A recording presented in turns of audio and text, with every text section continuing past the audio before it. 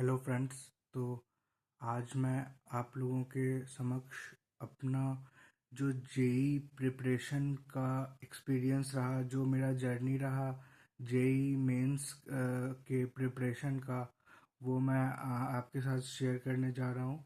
और मैं ये बात पहले ही आपको बता दूं कि मैंने जेई मेंस क्वालिफाई नहीं किया था। वो मेरा अराउंड 90 93 या 94 के अराउंड मार्क्स था। और उस साल क्वालिफाइंग मार्क्स 100 था। तो मैंने 2016 में जेई मेंस अटेम्प्ट किया था, जो मैंने क्वालिफाई नहीं किया था।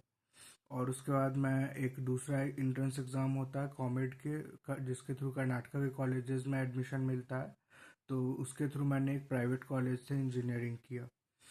तो मैं अपना जर्नी आपको बता रहा हूँ। ऑल्दो मैं इसमें फेल्ड ही हूँ, मैं सक्सेसफुल नहीं हूँ, बट कभी कभी ऐसा होता है कि आप एक फेल्ड एक्सपीरियंस से भी कुछ गलतियाँ सीख करके कुछ आपको लर्निंग मिल सकता है।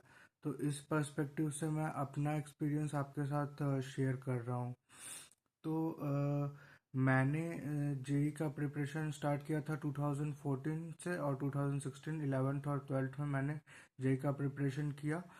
और मैं इसके लिए मैं गया था दिल्ली, और मैं विद्या मंदिर क्लासेस पीतमपुरा से इसका मैंने किया था प्रिपरेशन। तो अ, जैसा मैं आपको बताऊं अपना थोड़ा उससे पहले का थोड़ा बता दूं कि मैं पढ़ाई में अच्छा रहा शुरू से।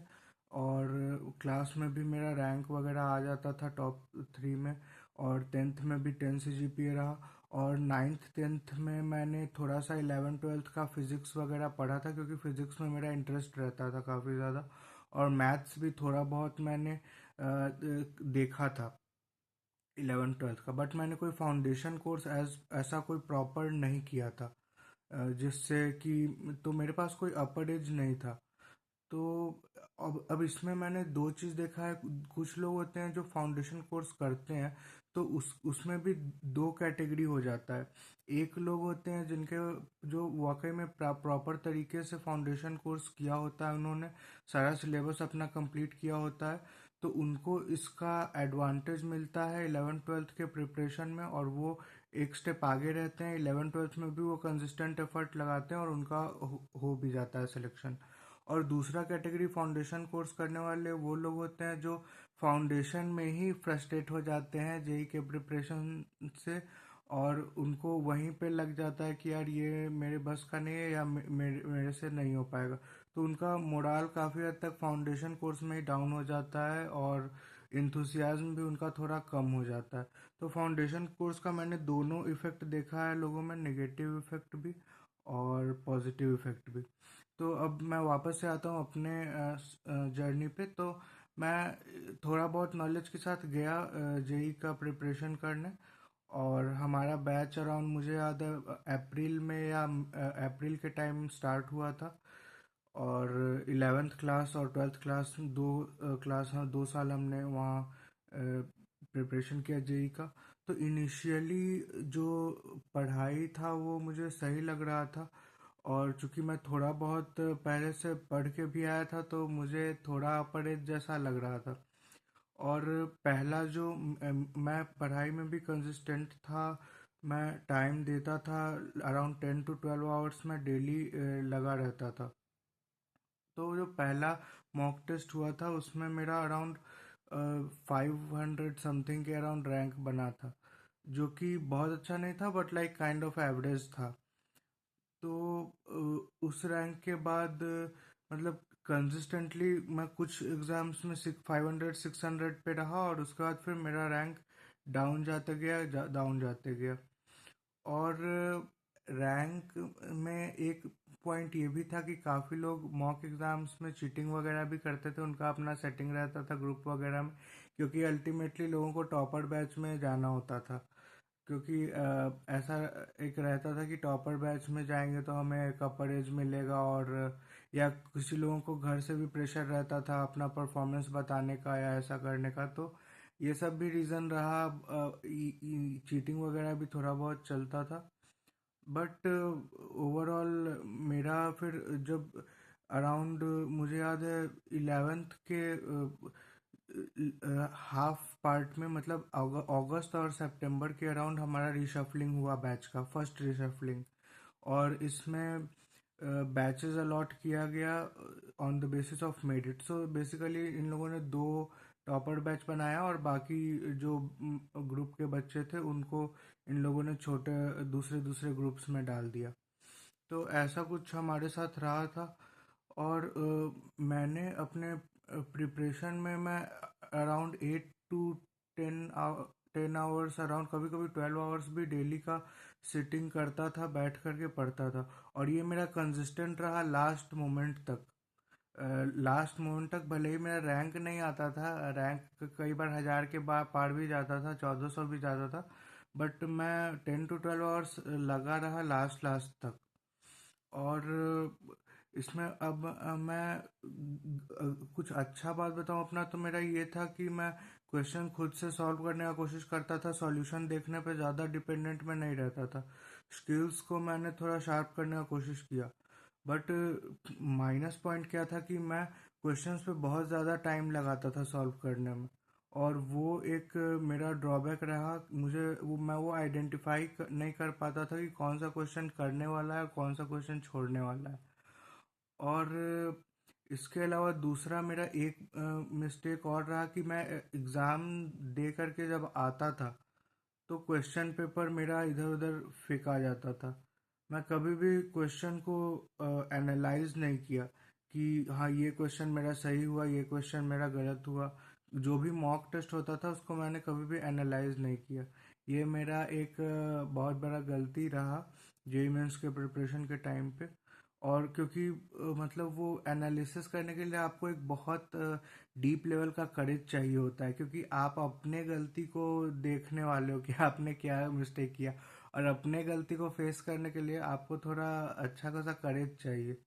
एक इमोशनली आपको थोड़ा स्ट्रांग भी होना पड़ेगा। मैं उतना करेज डेवलप नहीं कर पाता था, मैं नहीं देख पाता था कि क्या गलती हो रहा है। तो मैं ये एनालिसिस मैंने नहीं किया कभी भी क्वेश्चन पेपर का। और उस समय थोड़ा रिसोर्सेज का भी प्रॉब्लम था, क्योंकि मैं सिंपल मोबाइल रखता था, नोकिया का 1000 रुपये वाला बेसिक फ़ोन। और मेरे पास ऐसा कुछ था नहीं जिसमें वो सॉल्यूशन ऑनलाइन खोल करके मैं देख सकूं।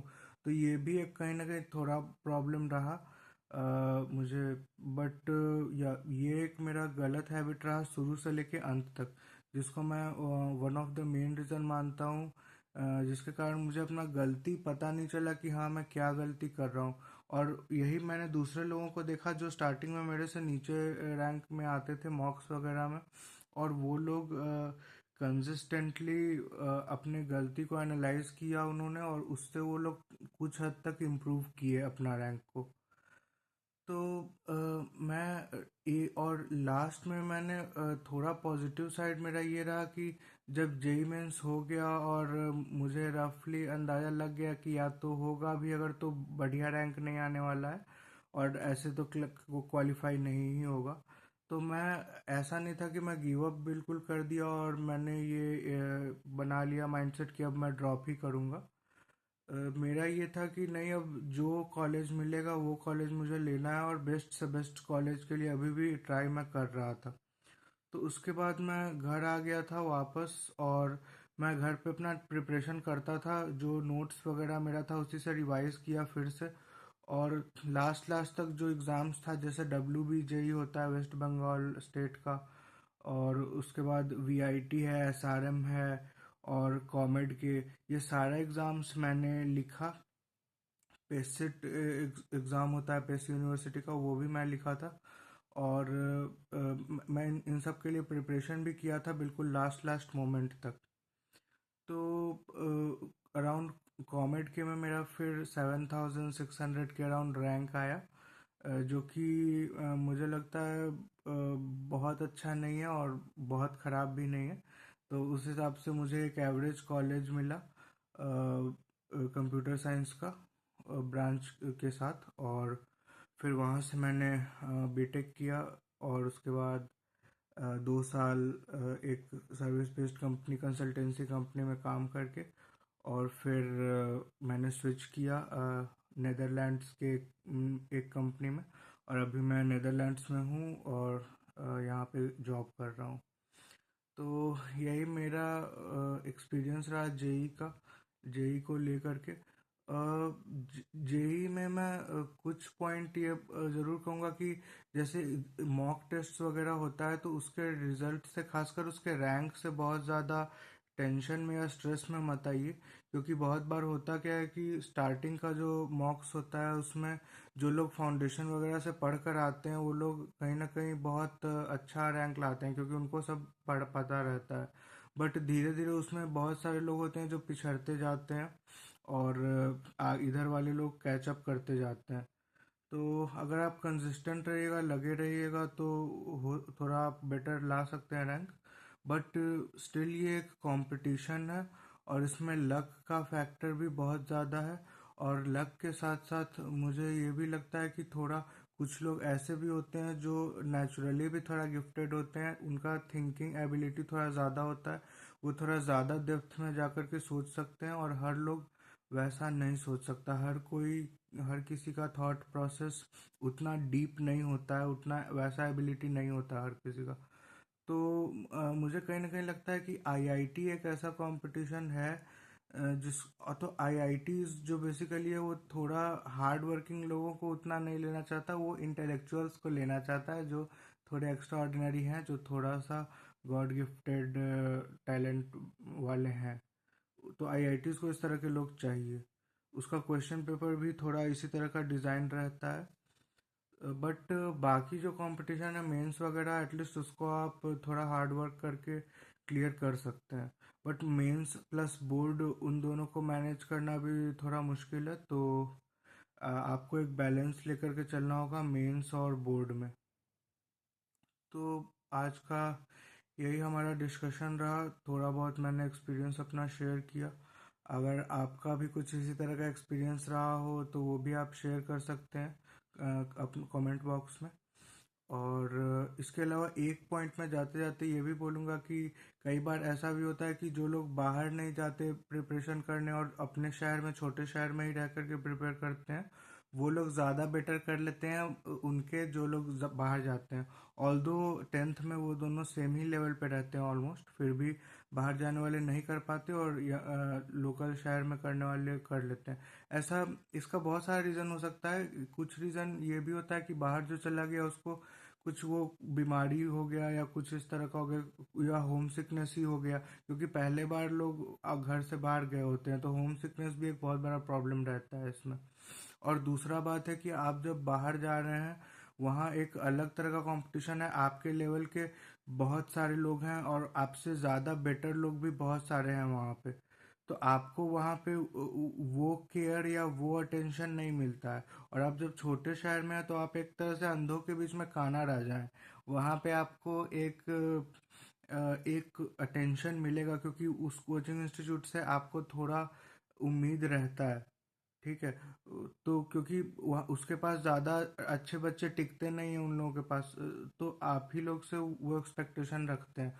और जो बड़े कोचिंग है बाहर में उनके पास काफ़ी टैलेंटेड लोग हैं, उनके पास कोई कमी नहीं है ऐसे लोगों का जिनसे वो एक्सपेक्टेशन रखे। तो आप लोग का एक दो टेस्ट में ख़राब परफॉर्मेंस है, वो समझ जाते हैं कि इनका कुछ नहीं होने वाला, और फिर हमसे उन लोगों से कोई ऐसा एक्सपेक्टेशन रहता नहीं है, तो उन पे फोकस भी उतना ज़्यादा नहीं रहता है उनका। तो आप ये भी स्पेशली डिसाइड कर लिया कि जो ये ज़्यादा बेटर रहेगा कि आपको बाहर जाना है या घर से ही प्रिपरेशन करना है। आजकल ऑनलाइन भी ऑप्शंस आ चुका है, बहुत सारे लोग ऑनलाइन प्रिपरेशन करते हैं, वो भी एक बेटर वे है। तो इन सबको इवैल्यूएट करके ही सोच समझ करके डिसीजन लीजिए।